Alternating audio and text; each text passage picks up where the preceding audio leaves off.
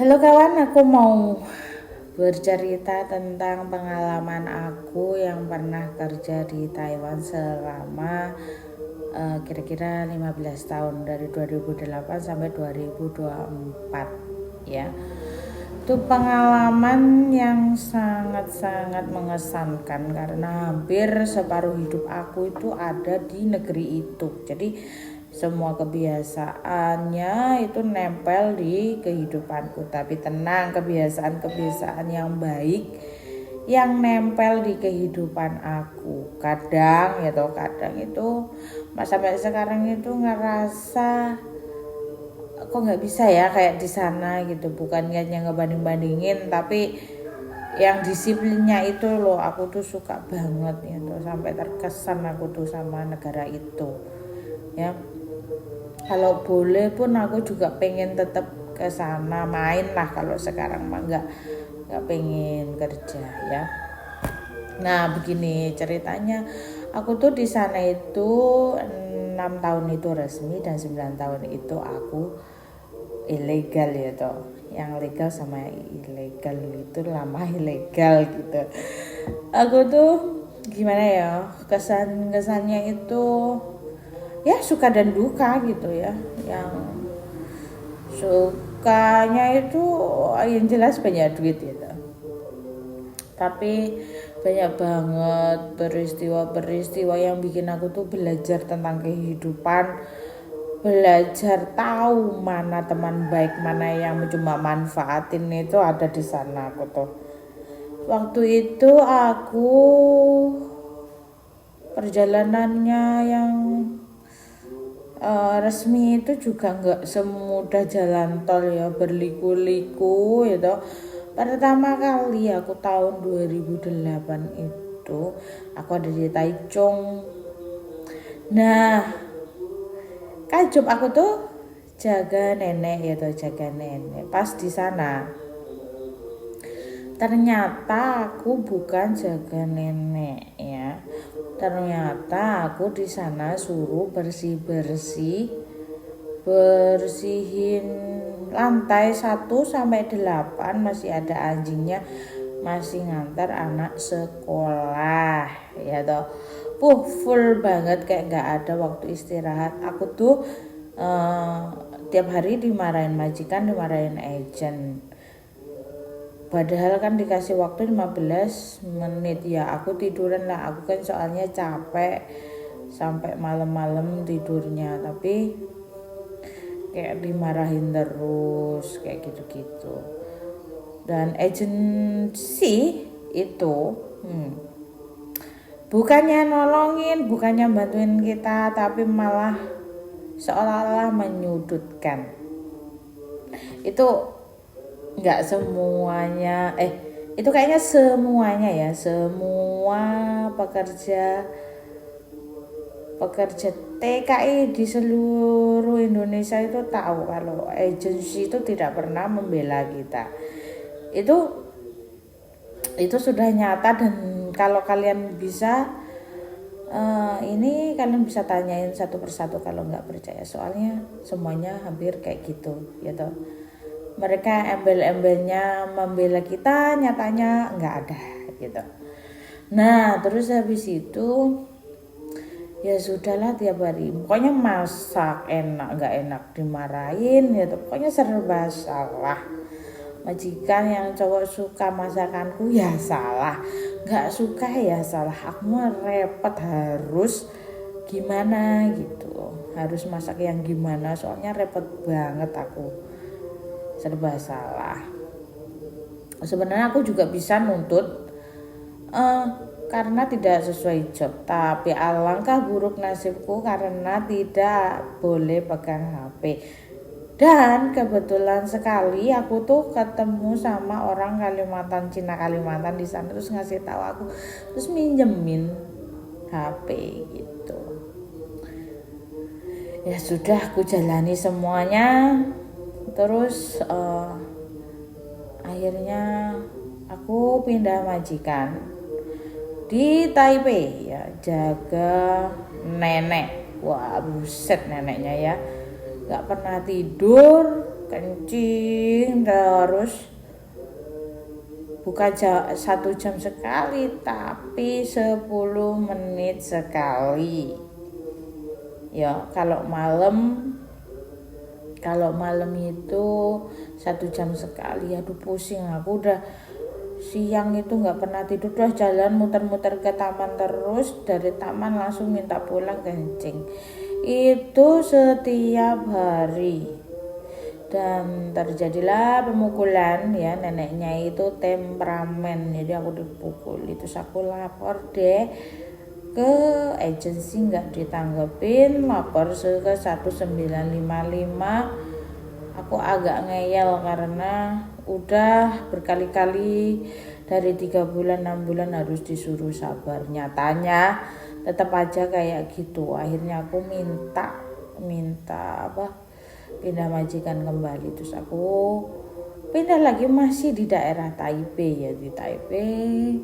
Terus di sana jaga kakek yo, sebenarnya dia keturunan Talu atau Cina gitu ya. Aku pikir wah ini hidupku jadi lebih enak nih ya, kerja cuma jagain kakek berdua aja, neneknya di panti jompo. Wih, ternyata nggak semudah itu Ferguson ya. Ternyata nggak semudah itu. Dia itu bolak-balik ke rumah sakit itu jalan kaki ya. Ya tahu sendiri ya, kalau orang Cina itu valid nih, tahu jelas itu valid. Aku tiap hari jalan kaki, tiap hari itu aku kalau ke rumah sakit itu jalan kaki, nggak pernah mau naik taksi atau naik kendaraan umum. Mau hujan badai mau apa ya tetap aja aku jalan kaki ya. Terus apa ya, pokoknya ya lebih parah lagi kan kalau keluarganya itu kadang seminggu sekali, kadang sebulan 2 kali itu datang masak-masak, terus beli beras atau apa. Kan kakekku itu gak makan beras putih, jadi dia itu makannya ukumi ya toh, khusus buat yang yang itu loh, pokoknya ukumi lah dia. Buat diet juga bisa itu beras, terus buat dia agar gula darahnya nggak naik, nggak tinggi itu makan beras itu. Nah, aduh ya, ini aku pikir penderitaanku berakhir, ternyata belum. nggak berakhir belum. Terus habis itu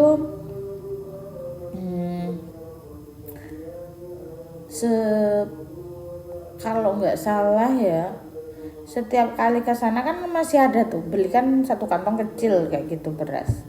Orang sana kan kalau makan nasi kan nggak banyak, ya separuhnya itu ada lah kayak gitu buat aku makan.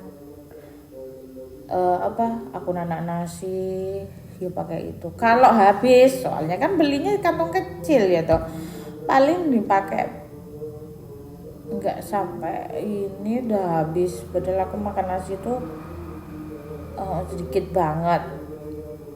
Nah kehabisan, terus aku mintain uang belanja kakek itu ya, 1 minggu itu dijatah 1.000, tapi biasanya emang 5 hari itu udah habis uangnya. Soalnya apa, dari pagi siang malam itu dia beli ya buat makanan dia sendiri. Maunya beli pentang, maunya beli nasi di luaran sana gitu. Aku kalau masak itu dari uang gajiku sendiri tuh ya, padahal dia itu makan semuanya itu kan uang dia semua. Aku tuh pakai uang aku sendiri. Kalau uangnya habis sebelum 7 hari, aku dimaki-maki, dimarah-marahin, padahal udah tahu kalau ada notanya, ada catatannya itu ke pagi itu makan ini, makan itu, makan ini, habisnya sehari itu bisa 200 lebih kadang. Lah masa aku sudah beli apa-apa pakai uangku sendiri terus aku suruh kasih dia lah, yang majikan siapa, yang harusnya ngidupin aku siapa, ya toh. Terus lapor sama agent pun nggak ngaruh, ya tetap aja seperti itu. Dan capek aku, ya udahlah biarin aja lah, aku makan pakai uang gajiku. Kamu tahu aku sampai kurus kering kayak jelangkong karena kekurangan makan. Terus ya sudah sampai finish kontrak dan kesana kembali, proses lagi kesana kembali itu alhamdulillah ya, alhamdulillah penderitaan yang sekian lama itu sudah mulai memudar awalnya ya. Awalnya saat 2 tahun enggak semuanya memudar ya. Pokoknya kalau makanan itu dijamin sama kakek ya, kalau sebuah makanan itu dijamin sama kakek, dia tuh sering ngasih duit aku buat belanja emang kebutuhan kita ya toh. Nah aku itu tinggal sama kakek di lantai 3 dan atas itu anaknya ya toh, di lantai 4 sama 5 itu anaknya. Dan ya udahlah aku jalani itu. Bayang-bayang pembantunya itu biasa, kalau pernah ada pembantu di situ terus kita datang, pasti awal-awal kita tuh dibanding-bandingin sama mereka, itu sudah pasti ya. Nah capek hati loh kalau dibanding-bandingin kayak gitu ya. Kalau masalah makanan keluar itu aku bebas banget ya, soalnya aku deket banget sama pusat keramaian di Taipei. Jadi aku biasa pokoknya pamit aja lah, pergi beli apa itu bisa. Tapi ya gitu, dibanding-bandingin awal-awalnya, pokoknya aku baru datang itu agak sengsaranya itu kakek habis operasi itu, aduh tidur di ini rumah sakit di emper-emper kayak gitu aku waktu itu sama majikanku sampai akhirnya dia sembuh. Ketika sembuh, kakekku kurang ajar ya toh, karena aku dulu pembantunya suka dipegang-pegang. Lah mau pegang-pegang ya aku marah-marah lah ya toh, masa aku mau dipegangin sama kakek, gue gepeng gini kan ya habis dia. Tapi kan nggak bisa, itu kan di negara orang, negara hukum, takutnya ntar aku kena ini. Jadi aku bilang sama bos, ternyata nggak digubris juga. Pertama dimarahin kakek aku, dibilangin nggak boleh begini. Oke. 3 hari aman. Setelah itu kembali lagi, dan begitu lagi aku bilang sama bosku, tapi nyatanya dia nggak angkat tangan. Aku bilang ke agenku, nggak apa-apa, suruh sabar lagi, terus. Lama-lama nggak ada respon. Ya udah, aku kabur aja. Lah ya ngapain?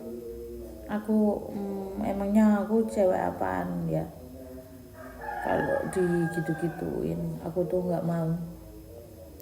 Ya udah aku memutuskan untuk kabur, dan kabur pun tak semudah itu Ferguson ya. Di dunia luar itu jauh lebih sengsara ternyata. Pokoknya nggak ada jalan yang mulus, lebih sengsara. Pas awal-awal kabur itu aku tuh gimana ya, kayak berasa di penjara kayak gitu, nggak boleh keluar, kemana-mana harus dikawal. Dan agensiku yang cowok juga suka pegang-pegang. Lah untungnya aku tuh seorangnya pemberani, nggak takut apapun. Udah mau diancam kayak apa, orang dia salah gitu. Berani-berani pegang aku, tak bilangin misterimu, aku bilang gitu. Aku tak laporin kamu. Aku tuh udah nyatet, kalau keluar itu nyatet moto-motoin jalan, alamat di apartemen itu aku tuh kayak gitu, siap-siapnya kayak gitu. Jadi kalau terjadi sesuatu aku tinggal telepon polisi atau gak apa-apa lah aku dipulangin, yang penting aku selamat gitu. Waktu itu aku tuh kayak gitu pikirannya. Dan alhamdulillah ya, karena udah gak nyaman sama agensi itu, aku kabur lagi di agensi lain. Dan di rumah sakit jaga apa ya, bapak-bapak lah, masih muda juga sih, Jensen gitu, masih muda. Dia tuh stroke ya. Alhamdulillah sih aku jaga dia lama. Pokoknya di rumah sakitan kayak gitu-gitu. Terus itu lama, aku berapa ya, 6 bulan kalau nggak salah jaga dia. Pindah ke rumah sakit satu, rumah sakit lain itu selama 5 bulan, hampir satu. Yang 1 bulannya habis itu mau dia persiapan pulang ke rumah, aku mau diajak ke rumah dan aku nggak mau. Terus habis itu aku pindah di rumah sakitan yang gajinya lebih enggak.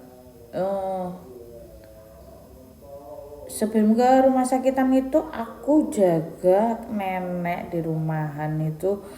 Tiap sore itu harus masakin 12 orang.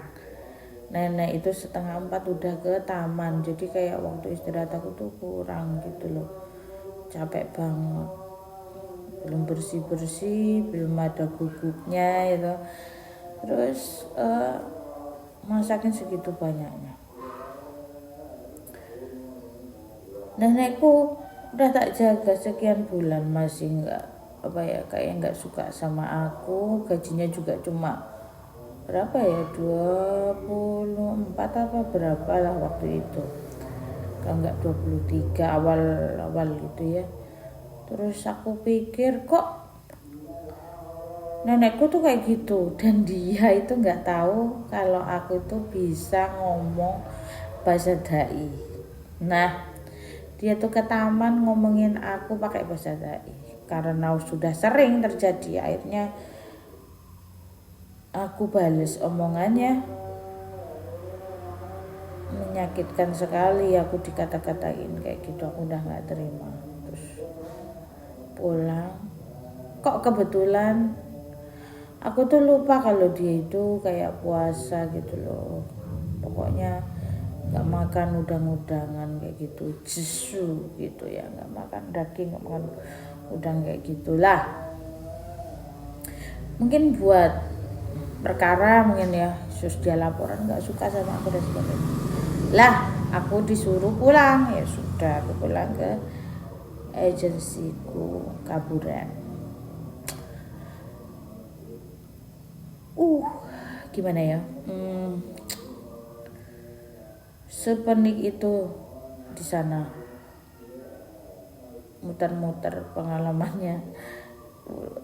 Pokoknya sudah jatuh tertimpa tangga, ya sudah aku nyari-nyari kerja lagi. Lah buset ya, dicarinya di rumah sakit itu tadi yang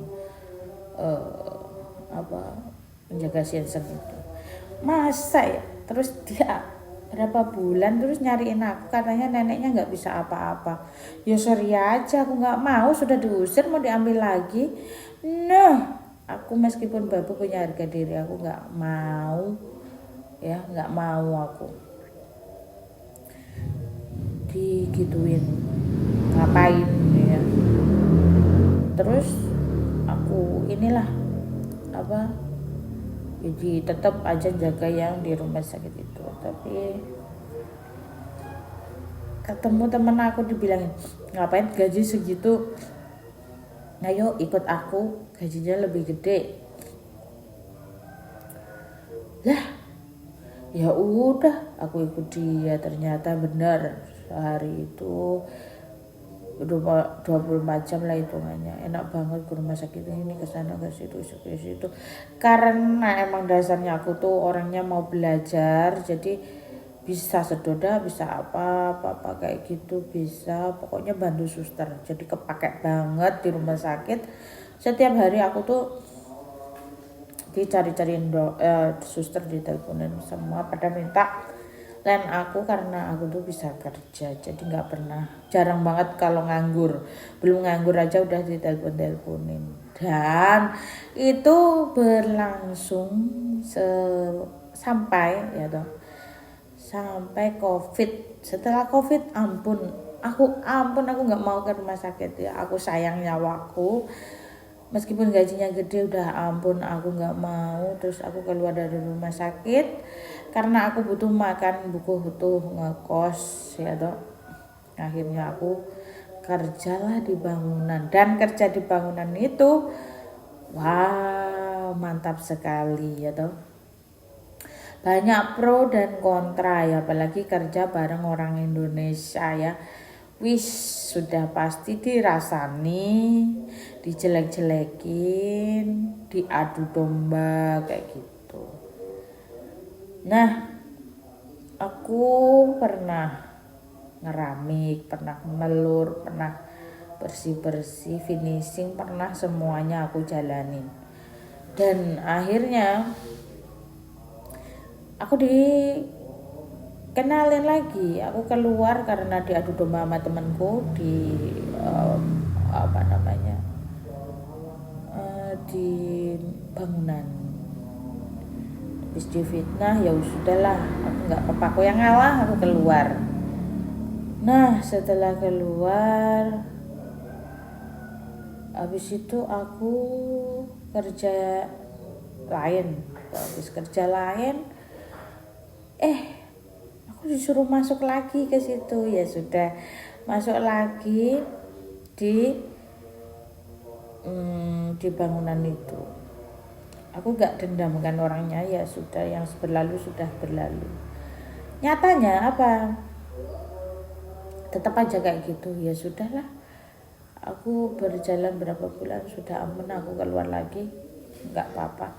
Aku mendingan nyari yang aman aja lah, ke pabrik kerupuk ya kayak gitu. Temen aku yang masukin, temen aku juga yang jeblosin aku sampai bingung, kok bisa ya orang Indonesia sendiri satu negara bisa jelek-jelekin temennya kayak gitu-gitu. Padahal kita kalau kerja mah harus suportif aja, biar apa, biar rezeki kita lancar lah, nggak usah jelek-jelekin teman atau seperti apa. Karena aku akhirnya kerja terus jadi kepercayaannya bos, dia nggak suka ya lemburan gue itu banyak, sampai aku akhirnya bisa beli sepeda listrik itu kerja di situ karena lemburan